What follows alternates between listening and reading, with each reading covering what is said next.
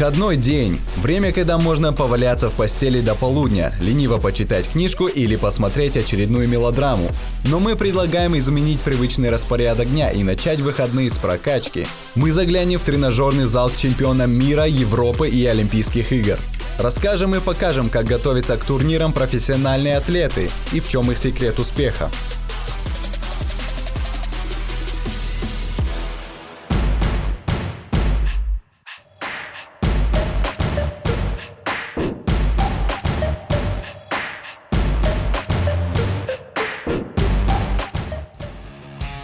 Алан Саламов – мастер спорта по тайскому боксу, чемпион Кубка Кавказа, трехкратный чемпион Северокавказского федерального округа, чемпион России среди студентов. Будучи базовым тайским боксером, в июле 2020 года Алан успешно дебютировал в ММА. Он выступил в бойцовском шоу «Наше дело» и одержал победу нокаутом в первом раунде.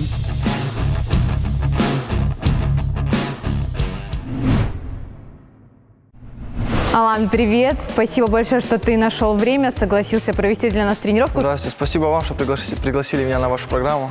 Ну, рассказывай, с чего будем начинать и какая у нас сегодня вообще будет тренировка? Ну, так как я представитель именно ударного вида спорта, у меня база тайского бокса, мы рассмотрим элементы из этого вида спорта. Ну, начнем, я думаю, традиционно с разминки. Да, с разминки.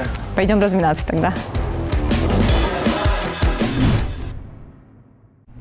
Каждая тренировка моего героя начинается с многосуставной разминки. Будем разогревать по отдельности каждую группу мышц. Начнем с шеи, далее махи руками, затем вращение тазом. После тянемся поочередно к каждой ноге. Разминаем голеностоп и переходим к растяжке. Завершаем разминку свойственными тайскому боксу махами ногами для того, чтобы как следует разогреть тазобедренные суставы.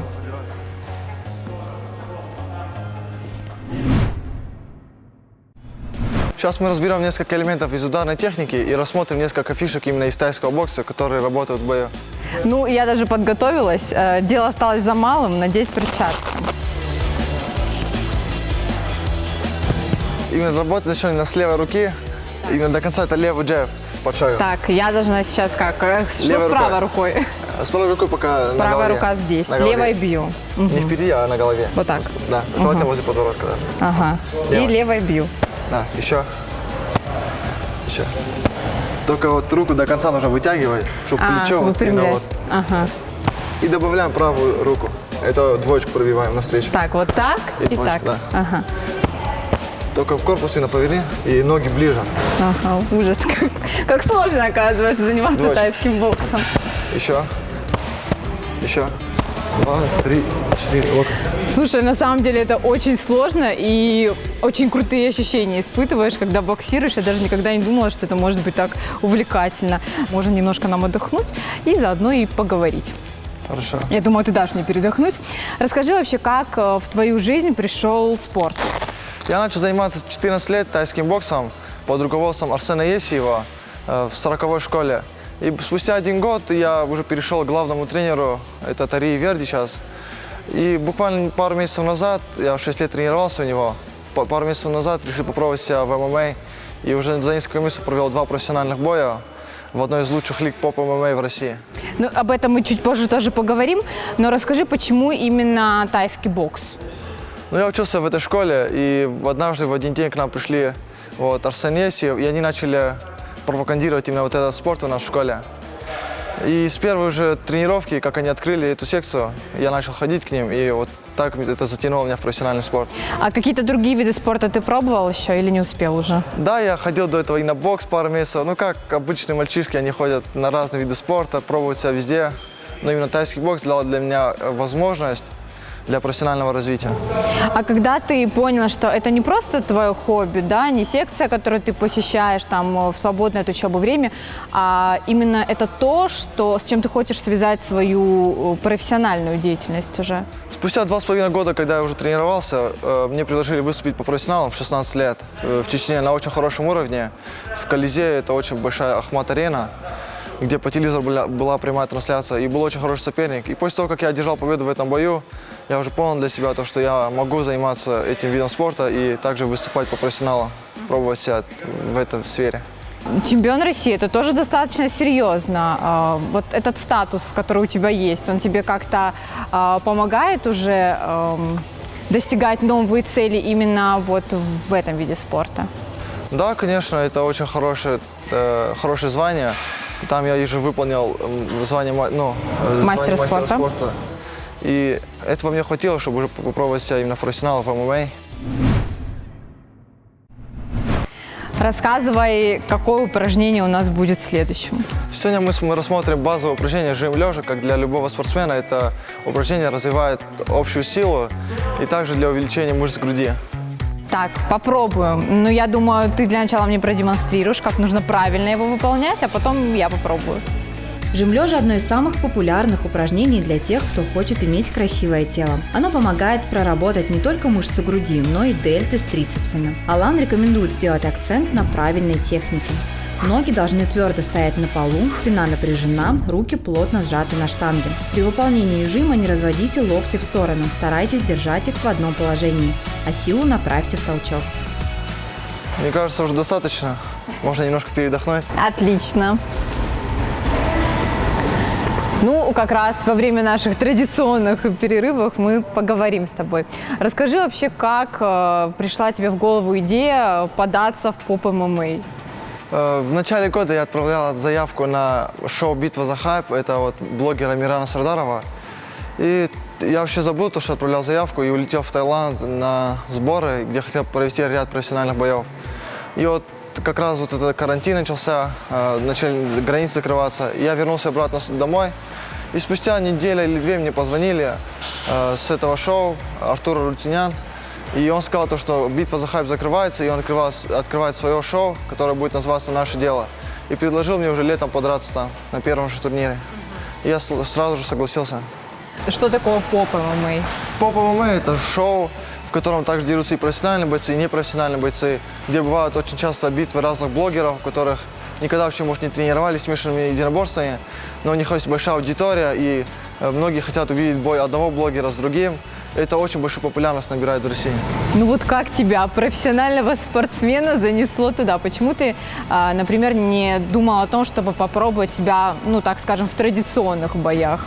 Потому что это именно та возможность, да, где можно проявить себя и набрать большую аудиторию себе, потому что он очень большую популярность набрал в России, и их бои набирают более миллиона просмотров.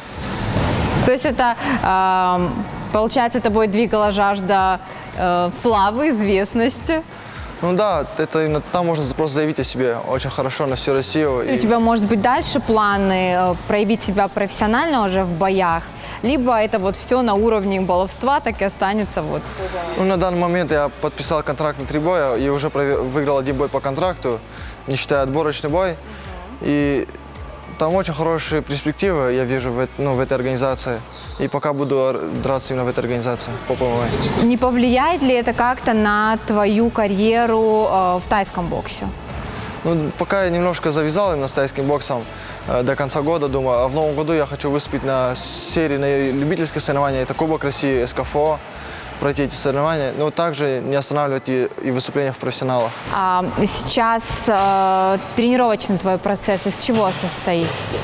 Я тренирую как и борьбу, так и ударку, потому что в ММА нужна именно борьба. Это основная составляющая ее. И сейчас я очень много времени уделяю на борьбе. Давай обсудим твой последний бой. Я его смотрела, очень сильно за тебя на самом деле болела. Расскажи вообще, с каким настроем ты выходил на этого соперника и все ли получилось? Соперник был очень хороший. Он очень хороший бой провел на отборе. И мы очень серьезно готовились к этому сопернику. Но немножко из организационных моментов наш бой перенесли в самый конец, и мы боксировали очень поздно. И уже где-то половины сил у меня не было, но хотя у соперника были такие же условия. И я не смог показать на все, что способен.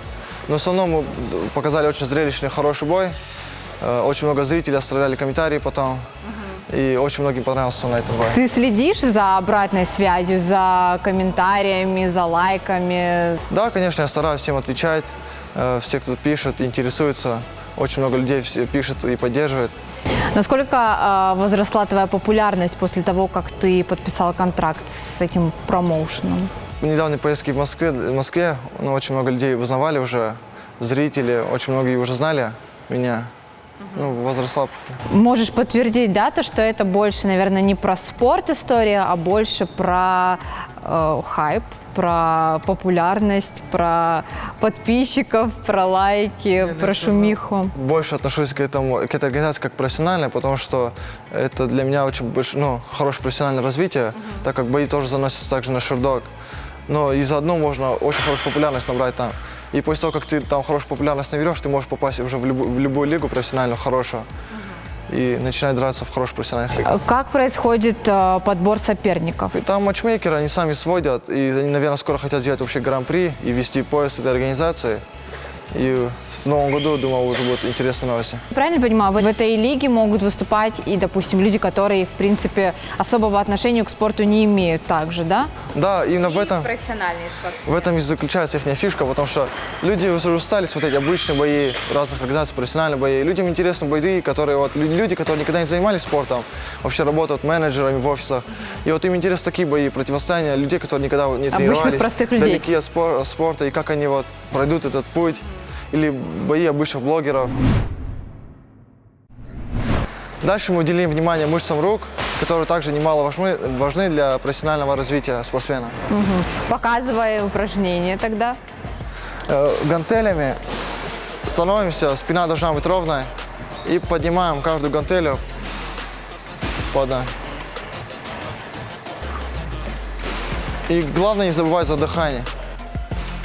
Поднимая вес к плечам, проворачивайте кисть, чтобы в пиковой точке образовалась прямая линия. Опускайте по обратной амплитуде. В отличие от классической вариации этого упражнения, подъем гантелей с супинацией дополнительно прорабатывает предплечье за счет поворота кистей. Важно выполнять в размеренном темпе, поэтому практикуйтесь с небольшим весом. Поговорим немного о твоем контракте. Расскажи, ты подписал, сказал, что на 3 боя. Да, все верно. После того, как ты выигрываешь отборочный бой, организаторы и матчмейкеры предоставляют контракт на 3 боя. Из этих 3 боев нужно выиграть 2 боя, чтобы в дальнейшем опять предоставили контракт. Если 2 боя проигрываешь, то вылетаешь из проекта. А в случае победы что тебя ждет? Просто гонорар и медиа. Медиа-развитие. Что касается материальной стороны гонораров, насколько они большие? Приоткрой завесу тайны. Гонорар твой зависит от того, насколько ты приносишь просмотры организации, просмотры на Ютубе, насколько ты медийный боец. Именно поэтому нужно ярко проявлять себя не только в боях, но и на пресс-конференциях. Какая-то у тебя уже есть стратегия поведения? Как ты должен себя вести на пресс-конференциях, на face-to-face, может быть? Конечно, да, мы должны чуть шутить друг над другом, чтобы для зрителей было, наверное, интересно, заинтересовать людей в нашем бое. Конечно, менталитет в Осетии не позволяет как-то вести себя более раскрепощеннее, оскорблять. Но мы придерживаемся именно У тебя лично есть промоутер, может быть, или агент, который занимается твоими вопросами непосредственно? Не, я вообще сам организовал все бои. Теперь мой тренер Саид Сапаров, он выступает не только в роли тренера, но и в роли менеджера. То есть он подсказывает тебе, где, как лучше себя, нужно, наверное, вести, помимо, тренировочного процесса и того, что он готовит тебя к боям? Все организационные тоже вопросы решает тоже он. Какие у тебя планы вообще в дальнейшем на твою профессиональную карьеру? Ставишь ли ты ставки на тайский бокс или уже все-таки потихоньку это уходит на второй план? Конечно, как любой спортсмен мечтает попасть в лучшую лигу мира. Это ONE FC, UFC, Bellator. Также мы хотим попасть тоже туда. Но что касаемо тайского бокса, то там тоже есть какие-то незаконченные дела в профессионалах. И есть после Нового года, как только снимут ограничения, то мы собираемся поехать в Таиланд, где я хочу провести еще ряд профессиональных боев и уже дальше развиваться в смешанных единоборствах. То есть пока ты планируешь совмещать тайский бокс и поп-ММА? Да, все верно. На ближайшее будущее тебе уже известно, кто станет твоим соперником? Уже 18 октября должен был провести свой следующий бой, но мой соперник снялся из-за травмы, и я пропускаю этот турнир. И вообще у меня есть такие планы, чтобы до конца года уже провести 2 оставшихся боя и закончить контракт, и с Новый год уже начать с новыми планами и с новыми надеждами. В конце каждой тренировки я качаю именно мышцы пресса, потому что эти мышцы очень важны для профессионального спортсмена. Но так же, как и для обычного человека, для хорошей фигуры. Это очень важно, согласна с тобой полностью, тем более для нас, девушек. Поэтому сейчас Алан расскажет, как правильно и, самое главное, эффективно качать пресс. Демонстрируй. Руки за голову. Лежа на скамье, таз и поясница должны быть плотно прижаты. Ноги должны быть надежно зафиксированы и неподвижны во время упражнений. Руки держите за головой, локти разведите в стороны. Не напрягайте шею. На выдохе поднимите туловище, округляя спину. Сделайте вдох и опустите корпус, но не до конца. В ходе упражнения прорабатывается верхний мышечный отдел пресса, при этом не перегружается поясница. Как ты любишь проводить свободное время? Мы очень часто с друзьями выезжаем в горы. Но на самом деле свободного времени бывает очень мало, потому что учеба, тренировки, постоянные подготовки. Между боями бывает перерыв максимум 1,5 месяца. И мы приезжаем, несколько дней отдыхаем и сразу начинаем подготовку к следующему бою уже. Немного давай поговорим о твоей подготовке в период перед боями и когда боев нет, допустим, да? Насколько кардинально отличаются тренировки? Когда боев не бывает, то я каждый день делаю утренние зарядки, это всегда делаю почти. И вечерние тренировки каждый раз. Если уже идет подготовка, то бывает еще тяжелее. Это мы добавляем еще утренние тренировки в зале и увеличиваем работу, увеличиваем нагрузки постепенно к бою. Как часто ты тренируешься в тренажерном именно зале? Ну, перед подготовкой несколько недель провожу именно физическую подготовку. И за 3-4 недели уже убираем качку. И уже больше бывает техническая работа. И вот больше тактической работы тоже добавляем. Какую роль питание играет в твоей подготовке?